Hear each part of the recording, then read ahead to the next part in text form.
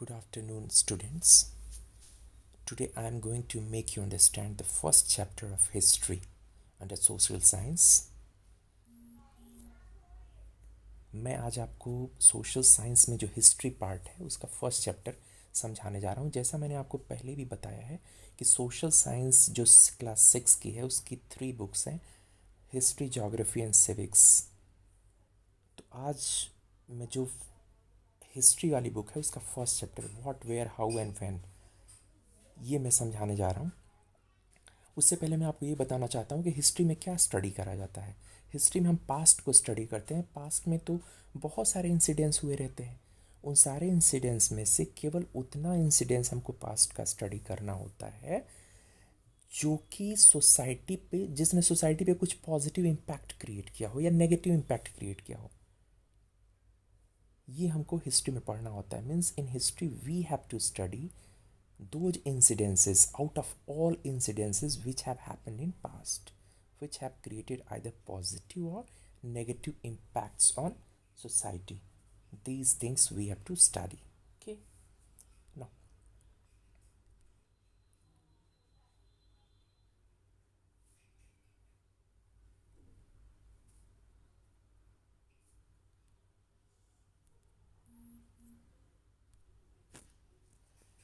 introduction. This is the first slide of this chapter which I'm going to make you understand. Introduction means in this chapter what we are going to study. इस chapter में हमको क्या पढ़ना है? इस chapter में हमको पढ़ना ये है कि how people lived in early days. Early days जो था, मतलब पास्ट में लोग कैसे रहते थे, उनकी लाइफ स्टाइल कैसी थी, वो लोग क्या काम करते थे, व्हाट डिड दे डू, कौन से काम करते थे, and what was their food, उनका खाना क्या था, किस तरह का खाना खाते थे, and what did they use in early days. Early days में वो कौन कौन से सामान यूज़ करते थे, कौन कौन से सामान, ऑब्जेक्ट्स को यूज़ करते थे। ये चीज़ हमको स्टडी करना है। अब जो नेक्स्ट स्लाइड है उसमें बहुत इम्पॉर्टेंट इंफॉर्मेशन हमको देखनी है। वो ये है कि what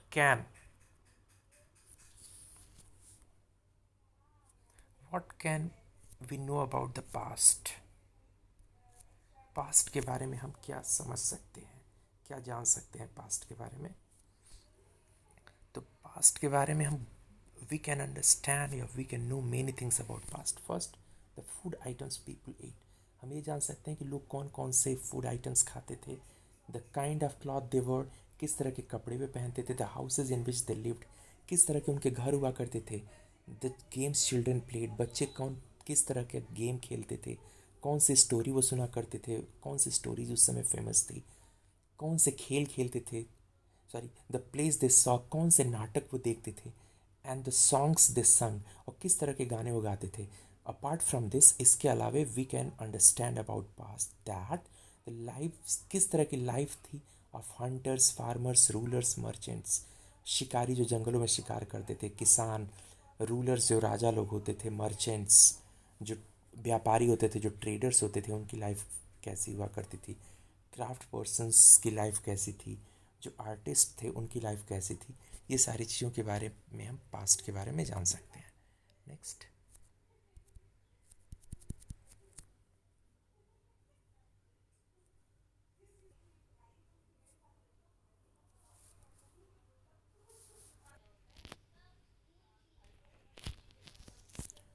where did people live. Past में, एंशियंट टाइम में लोग कहाँ रहते थे। उससे पहले मैं आपको बताना चाहता हूँ कि एंशियंट टाइम में जो ह्यूमन बींग्स था वो हंटर गैदरर्स के नाम से जाना जाता था। हंटर गैदरर, हंटर का मतलब क्या होता है, लोग हंटिंग करते थे। उनको एग्रीकल्चर करना नहीं आता था। दे वर नॉट इवन ट्रेडर्स, उनमें कोई सिविलाइजेशन नहीं आया था। तो वो लोग जस्ट क्या करते थे, हंटिंग या गैदरिंग करते थे। मतलब या तो जानवरों को मार कर करते थे या फॉरेस्ट में जो भी प्लांट्स होते थे उनके फ्रूट्स, वेजिटेबल्स को इकट्ठा करते थे। तो गैदर करते थे या हंटिंग करते थे, इसीलिए उनको हंटर गैदरर कहा जाता है। तो स्टार्टिंग में, मीन्स सबसे पहले जो हंटर गैदरर्स रहा करते थे, वो कहाँ पे रहा करते थे, नर्मदा रिवर। नर्मदा रिवर एक रिवर है जो एमपी में, मध्य प्रदेश में है। इस रिवर के किनारे लोग रहा करते थे। अबाउट 4700 ईयर्स एगो कुछ सिटीज़ डेवलप हुई। वो कहाँ पे हुई? Indus river. अभी नेक्स्ट एक मैप आएगा आगे की स्लाइड में, उसमें इन रिवर्स को मैं आपको दिखाऊंगा। इंडस रिवर जिसको सिंधु नदी बोलते हैं, वो इंडिया और पाकिस्तान के बॉर्डर पे है। इसका ज़्यादातर हिस्सा पाकिस्तान में है। इस रिवर के आसपास कुछ सिटीज़ डेवलप हुए और 2500 ईयर्स एगो डेवलपमेंट हुआ कुछ सिटीज़ का गंगा रिवर के किनारे। और जो इंडिया का बहुत फेमस किंगडम है मगध किंगडम, जहाँ पे चंद्रगुप्ताज डायनेस्टी ने रूल करा था, आप जानते होंगे अशोकाज चंद्रगुप्त मौर्य, सॉरी मौर्याज डायनेस्टी ने, और गुप्ताज ने भी करा था, चंद्रगुप्त मौर्य ने और अशोका ने और बिंदुसार ने, चंद्रगुप्त मौर्य, बिंदुसार और अशोका ने जहाँ पे रूलिंग करी थी, वो कहाँ पे सिचुएटेड है? At the bank of Ganga river. And the ये हमको जानना होगा कि was where was first where was rice firstly grown. Rice सबसे पहले कहाँ उगाया गया इंडिया में? विंध्याज एक माउंटेन है जो एमपी में पड़ता है, उसके नॉर्दर्न पार्ट में, मतलब मध्य प्रदेश के नॉर्थ वाला जो एरिया है, वहाँ पे राइस फर्स्टली ग्रो करा गया। वीट और बार्ली इंडिया में सबसे पहले कहाँ करा गया? सुलेमान और किरथर हिल्स। ये आज इंडिया के हिस्से में नहीं, पाकिस्तान के हिस्से में है। तो आप कहेंगे फिर इंडिया में क्यों कहा जा रहा है कि इंडिया में वीट और बार्ली पहली बार क्यों उगाया गया? जब ये सुलेमान और किरथर हिल्स के पास उगाया गया जो कि पाकिस्तान में है, क्योंकि हम एंशियंट टाइम की बात कर रहे हैं और एंशियंट टाइम में इंडिया के पार्ट थे पाकिस्तान, अफ़गानिस्तान, नेपाल, भूटान, श्रीलंका, ये सारे एरियाज़। इसीलिए इंडिया का जो एरिया था वो बहुत ब्रॉड था, इसीलिए इंडिया को सब कॉन्टिनेंट टर्म यूज़ करा जाए। इंडिया जो अभी हम हिस्ट्री पढ़ेंगे, पास्ट पढ़ेंगे, जो एंशियंट हिस्ट्री पढ़ेंगे, उसमें जो इंडिया का जो पास्ट हम पढ़ेंगे, उसमें इंडिया के लिए इंडियन सब कॉन्टिनेंट, मतलब कॉन्टिनेंट का एक बहुत बड़े हिस्से को सब कॉन्टिनेंट पार्ट, एक कॉन्टिनेंट का बड़ा पार्ट सब कॉन्टिनेंट इस्तेमाल करा जाएगा इंडिया के लिए। Next slide. Where why did people travel from one part of subcontinent to other? अब क्वेश्चन ये है कि इंडियन सब कॉन्टिनेंट के एक पार्ट से दूसरे पार्ट में लोग क्यों ट्रैवल करते थे इंडियन सब कॉन्टिनेंट में? उस टाइम पे तो मोड्स ऑफ ट्रांसपोर्टेशन जो रेलवेज, रोडवेज, एयरवेज, वाटरवेज भी इतने अच्छी भी अवेलेबल नहीं था। In spite of this fact people use to move from one place to other place. क्यों? In search of livelihood. Livelihood मतलब काम की तलाश में, पैसा कमाने के लिए जो भी काम करते हैं उसे लाइवलीहुड बोलते हैं। जो हमारी जॉब्स हैं वो हमारी लाइवलीहुड है। तो लाइवलीहुड के खोज में, टू escape मतलब बचना नेचुरल डिजास्टर्स, जो प्राकृतिक आपदाएं आती हैं, जैसे भूकंप आ गया, अर्थक्वेक मतलब, या सुनामी आ गई, या फ्लड या ड्राउट, उससे बचने के लिए लोग एक जगह से दूसरे जगह पे चले जाते थे। टू कॉन्कर अदर लैंड, दूसरों की ज़मीन को जीतने के लिए एक एरिया के लोग दूसरे एरिया के लोगों पे अटैक करते थे और उनकी जो भी रिसोर्सेज होते थे उसे छीन लेते थे। टू ट्रेड, इसलिए भी लोग मूव करते थे ताकि वो ट्रेड कर सके, अपने सामान को एक जगह से ले जाकर दूसरी जगह बेचना और वहाँ से सामान खरीद कर लाना, इसको ट्रेड बोलते हैं। ट्रेड का मतलब होता है सेलिंग एंड परचेजिंग, इसको ट्रेड बोलते हैं। और गेट एडवेंचर, लोगों को एडवेंचर मिलता है जब एक जगह से दूसरी जगह जाते हैं, तो उससे रोमांच आता है, उससे उनको मज़ा आता है। तो एडवेंचर के लिए भी लोग एक जगह से दूसरी जगह पे घूमा करते थे। और ये एक पिक्चर दिखाई गई जो नर्मदा रिवर के बारे में भी मैंने बात करी है, नर्मदा रिवर को दिखाया गया इस पिक्चर में। Next, this map is very important. Past में जितने भी माउंटेन्स और रिवर्स का मैंने जिक्र करा है, मेंशन मैंने करा है, जितने भी रिवर्स को मैंने मेंशन करा है उन सबको यहाँ पे दिखाया गया है। आप देख सकते हैं इस मैप में। इंडस रिवर की मैंने बात करी थी, ये Indus river, this is Indus river. और मैंने किसकी बात करी थी? सुलेमान और किरथर हिल्स के बारे में भी मैंने आपको कहा था। सुलेमान और किरथर हिल्स आप देख सकते हैं, this is Sulaiman and Kirthar hills. आप देख सकते हैं कि ये इंडिया में नहीं है, इंडिया के बाहर है। इसके अलावा गंगा रिवर की बात करी थी, this is Ganga river. Vindhyas की बात करी थी, विंध्यास माउंटेन, इसके नॉर्थ में सबसे पहली बार राइस ग्रो करा गया, मतलब इस वाले एरिया में, इस एरिया में राइस ग्रो करा गया। Apart from this, Narmada river के बारे में बात करी, this river, Narmada river Vindhyas mountain से ही निकलती, तो नर्मदा रिवर यहाँ पे हंटर गैदरर्स रहते थे, जो कि हमने पिछली स्लाइड्स में आपको मैंने बताया था। नेक्स्ट वेरी इंपॉर्टेंट, इंडिया का नाम इंडिया क्यों पड़ा?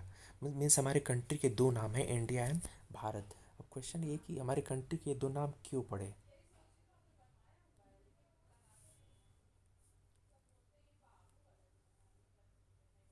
हमारे कंट्री का नाम इंडिया या भारत क्यों पड़ा? This is a very big question. India नाम क्यों पड़ा? सबसे पहले मैं आपको ये बताना चाह रहा हूँ, ईरानियन जो ईरान के लोग हैं और ग्रीक जो ग्रीस एक कंट्री है, यूरोप में ईरान एक कंट्री है, हमारी कंट्री के वेस्ट में पड़ता है, एशियन कंट्री है। यहाँ के लोग नियर अबाउट 2500 ईयर्स एगो हमारे कंट्री में है, जो कि नॉर्थ वेस्ट में ये पड़ता है। तो नॉर्थ वेस्ट वाले हिस्से जिधर पाकिस्तान और सिंधु या इंडस रिवर मैंने आपको दिखाया था मैप में, इंडस रिवर को क्रॉस करके वो लोग आए।